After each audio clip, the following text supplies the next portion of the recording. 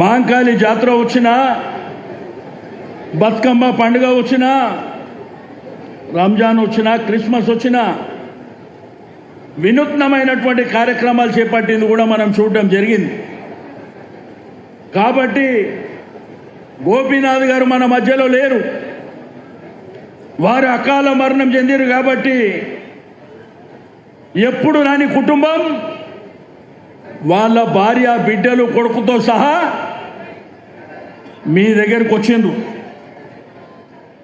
వాళ్ళని ఆశీర్వదించి దీవించి పోలింగ్ స్టేషన్కి వెళ్ళినప్పుడు, ఓటు వేసేటప్పుడు, ఆ పోలింగ్ డబ్బా దగ్గర పోయేటప్పుడు ఒక్కసారి మాగంటి గోపీనాథ్ గారిని గుర్తు చేసుకొని వేయవలసిందిగా నేను ఈ సందర్భంగా తెలియజేస్తూ ఉన్నాను.